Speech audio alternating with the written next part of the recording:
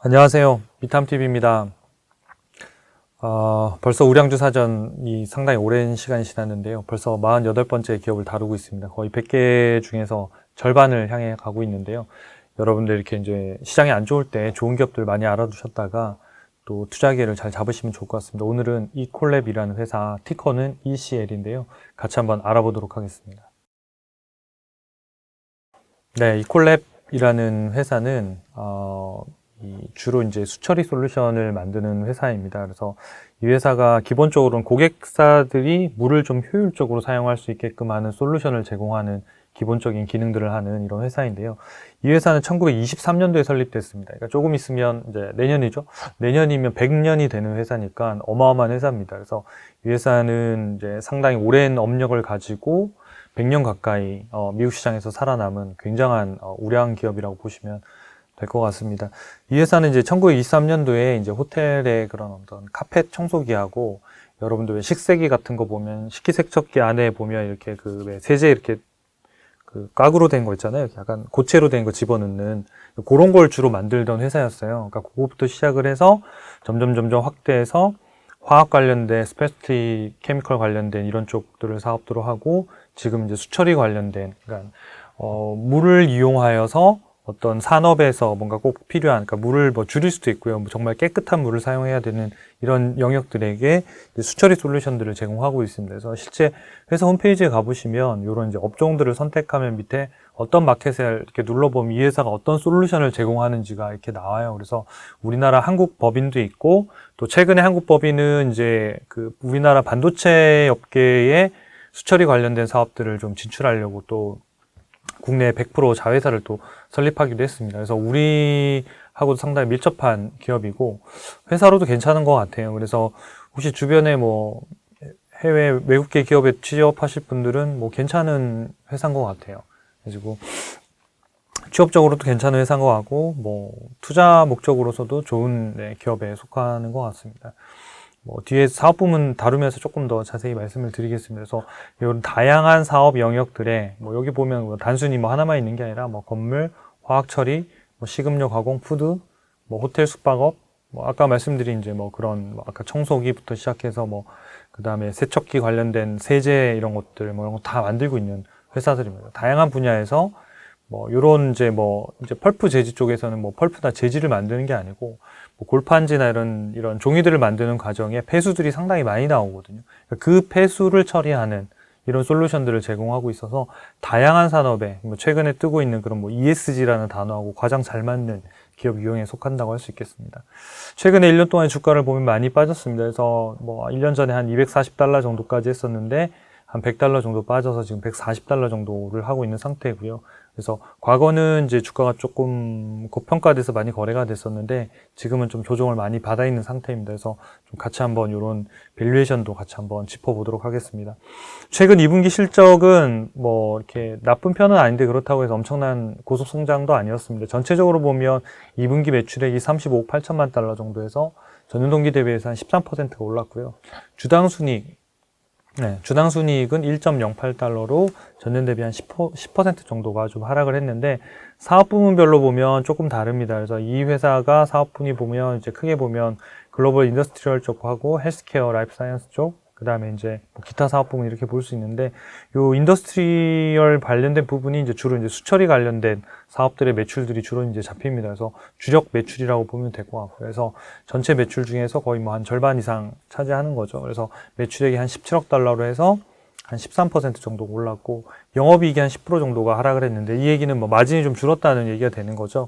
그래서 최근에 이제 이 회사도 이제 IR 자료나 가이던스에서 밝히는 대로 이제 최근에 어떤 인플레이션, 이제 원가나 이런 원료에 대한 비용들 자체가 상당히 많이 늘었고 높아졌고 그 다음에 인건비와 관련된 비용들, 기타 비용들이 전체적으로 상승하다 보니까 마진 압박들을 좀 받고 있습니다. 그래서 이런 인플레이션 쪽 부분들은 내년까지도 계속 지속될 가능성이 높기 때문에 이런 부분들을 매출 성장이나 또는 기업의 어떤 가격의 프라이스에 좀 반영시키거나 전가시킬 수 있는 회사냐 아니냐에 따라서 상당히 어떤 기업의 안정성이나 수익의 안정성이 좀 결정이 될 것 같아서 그 부분들은 좀 유심히 좀 살펴볼 필요가 있겠습니다. 두 번째 이제 헬스케어하고 이제 라이프 사이언스 쪽 이쪽인데요.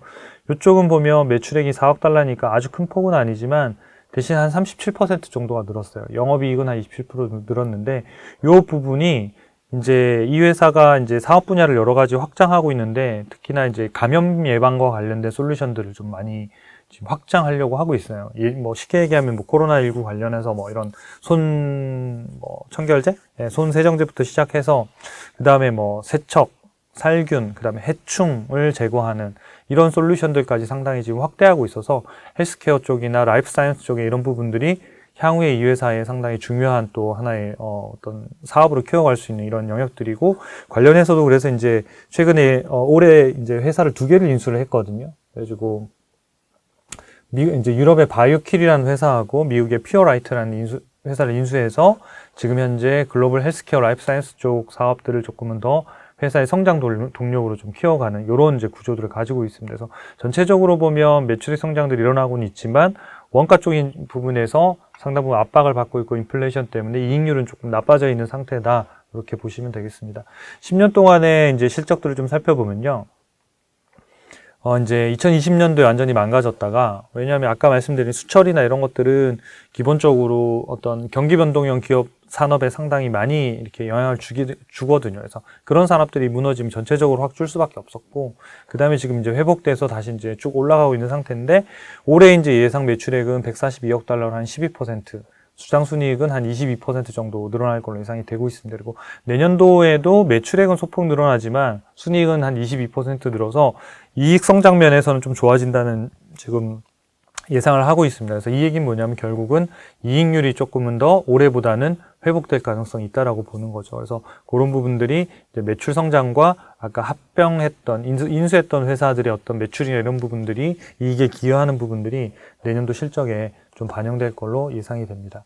배당을 좀 보면요, 이 회사는 굉장한 회사인데 저희가 갖고 있는 데이터로서는 약 20년 연속인데 실제 미국에 있는 데이터를 보면 이 회사 거의 30년 이상 연속 배당을 매년 성장시키는 회사예요. 최근에 10년 동안의 데이터만 보더라도 0.8, 0.9, 1.1, 1.3, 1.4, 1.48 해서 매년 늘리고 있는 거죠. 그러니까 뭐 거의 뭐 배당 귀족, 배당 황제라고 부를 수 있을 만큼 굉장한 배당주고, 배당으로 상당히 어떤 많은 성장들을 하고 있다. 시가 배당률 자체가 아주 높지는 않지만 배당의 안정성, 시가 배당률이 높지 않았다는 얘기는 주가가 그동안 계속 꾸준히 올랐다는 얘기가 되는 거거든요. 그래서 그런 부분들도 같이 염두에 두고 배당주로서의 매력도 있는 기업이다. 이렇게 보시면 좋을 것 같아요.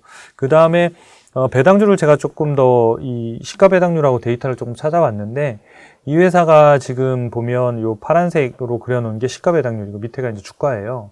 그래서 아까 이제 시가 배당률이 주당 배당금이 계속 늘어나는데도 불구하고 시가 배당률이 안 오른 이유는 여기 보시면 주가가 한 100달러대에서 200달러대까지 지금 꾸준히 지금 이제 오르는 이런 현상들이 있었거든요. 그러니까 있다 보니까 배당금을 늘리더라도 주가가 더 빠르게 오르니까 실제로 시가 배당률이 1% 이하, 0.8%대 이렇게 떨어지게 된다는 거죠.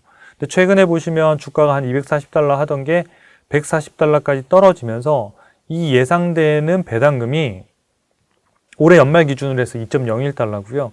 내년도는 한 2.2달러 정도를 예상하고 있습니다. 그래서 계산해보면 대략 1.4에서 1.5% 정도 되는데, 이 회사의 절대적인 시가 배당률로 보면 높지는 않잖아요. 그렇죠? 1.4가 1.5%가 무슨 배당주로서의 매력이 있겠습니다만, 많은 이제 주가가 올라가기 때문에 배당 수익률이 낮은 거거든요. 그래서 이 회사가 보면 과거에 역대적으로 1.2에서 1.3% 정도, 이 코로나 때도 보면 거의 한 1.2%가 제일 높은 배당 수익률이었거든요. 지금은 1.4에서 오니까 사실상 이 회사는 그 이전으로 주가가 다 돌아갔다고 보는 게 맞는 거예요. 그래서 지금으로는 배당주로서의 매력들이 상당히 지금 올라와 있는 상태이기 때문에 과거 10년 동안의 데이터로만 봐도 배당주 투자로서는 상당히 좋은 시기에 지금 와 있다라고 볼 수 있겠습니다.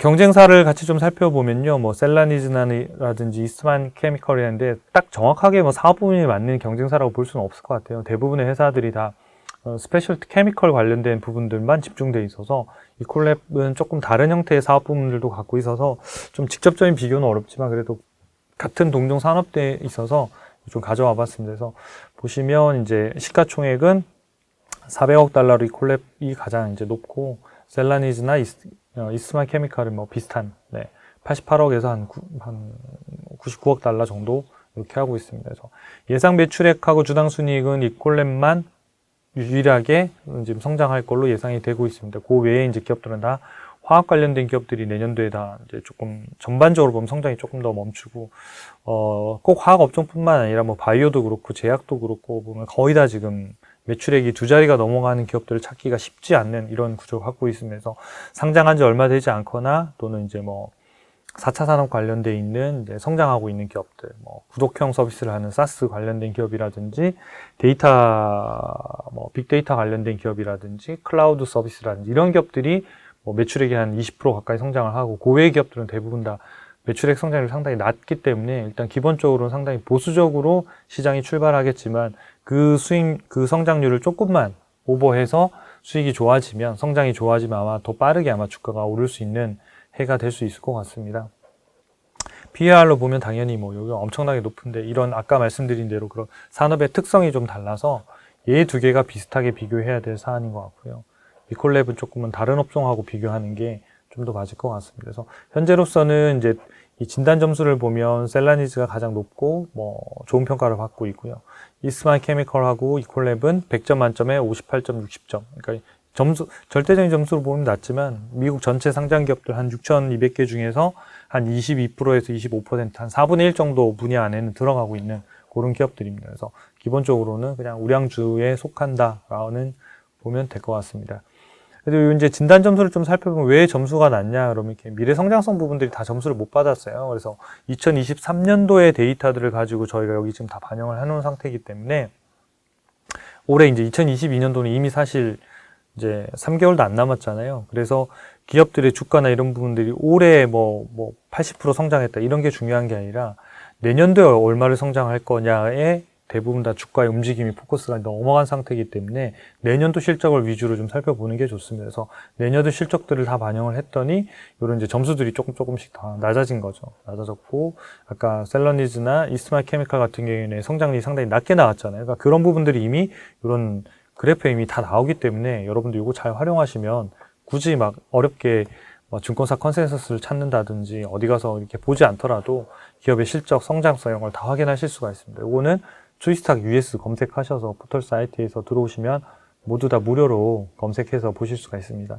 이콜랩 같은 경우에는 성장성 부분들이 이 두 개 기업보다는 좀 높지만 나머지 이제 수익성이나 이런 쪽 부분들이 상대적으로 낮아서 아까 말씀드린 대로 ROE도 상대적으로 이콜랩이 낮고 수익률도 좀 낮다 보니까 수익성 부분에서 조금 더 낮은 부분이 있는데 내년도에는 이쪽 부분들이 주당순이익 성장을 더 하면서 수익성도 조금은 더 개선될 걸로 예상이 됩니다. 마지막으로 이제 적정주가 쪽을 좀 살펴볼 텐데요. 적정주가를 보면 이제 이게 최근 1년 동안의 데이터인데 과거에 이제 한 4, $50 정도 있다가 계속 이제 떨어졌는데 이 영역에는 이제 저희가 계산하고 있는 AI 적정주가로 보면 굉장히 고평가되어 있는 영역이거든요. 여기 이제 점선으로 있는 이쪽 부분이 매우 고평가인데 거기에 계속 거래되고 있다가 좀 조정받고 하다 최근에 보시면 요 파란색 영역에 이제 들어오기 막 진입하기 시작을 했잖아요. 그러니까 요 영역이 뭐냐면 저평가하고 고평가하고 사이, 보통 그 안의 영역들이 움직이거든요. 매우 고평가 같은 경우에는 시장의 관심이 과도하게 많이 몰렸다고 보시면 됐고, 반대로 요 맨 밑에 여기에 주가가 막 움직이고 있다. 그런 기업이 있다 그러면 시장에 관심이 하나도 없다. 그러니까 어느 정도냐면 그냥 안 살 거야. 아무도 안 살 거야. 왜? 주가가 안 오를 거니까. 거의 그런 기대감에 거래된다고 보시면 돼요. 그런 기업들은 다 저평가되어 있지만 어느 정도의 어떤 그 모멘텀이라고 할 수 있는 이벤트가 하나 발생하면 단기간에 상당히 급등할 수 있는 이런 포인트들을 가지고 있습니다. 최근에 바이오젠이나 이런 것들이 알츠하이머 치료제 관련해서 임상 3상 기사가 나오면서 바로 이제 엄청나게 주가가 하루에 한 30% 가까이 폭등하고 이런 이유들은 저평가 영역에 있다가 그런 부분들이 뚫고 올라가는 거거든요. 그래서 이런 기업들도 어떤 이벤트나 좋은 기사가 나오면 얼마든지 저평가에 있는 기업들은 그럴 수 있습니다. 현재는 이제 $141로 현재 적정가보다는 약간은 비싼 상태입니다. 그래서 지금은 시장이 좀 조정기를 받고 있고 주가 하락기에 있는 상태라서 좀 이런 기업들 눈여겨보셨다가 좀 적정가 근처에 오거나 그랬을 때는 조금 투자에 상당히 좀 잘 검토해 보시고, 아까 배당 수익률도 역대에는 가장 높은 구간에 들어갔기 때문에 지금부터는 이제 관심을 가지고 이 기업들의 뉴스나 이것들 스크랩 해가면서 여러분들 투자 판단에 도움이 되시면 좋겠습니다. 미탐TV 구독과 좋아요 부탁드리겠습니다. 감사합니다.